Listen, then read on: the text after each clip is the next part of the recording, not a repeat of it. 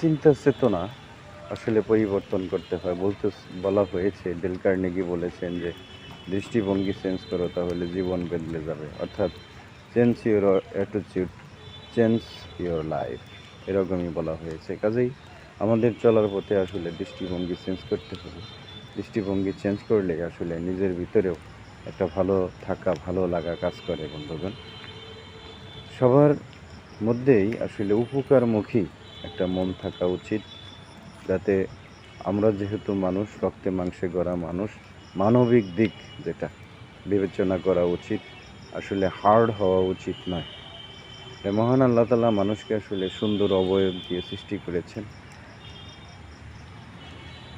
মানুষকে উপকার করার জন্য। এছাড়া এও বলেছেন যে প্রত্যেকটা মানুষই ক্ষতির মধ্যে আছে, মাত্র তারা ব্যতীত যারা মানুষকে সাহায্য করে এবং সলাহ যাকে বলা হয়, ধৈর্যের সহিত চলে এবং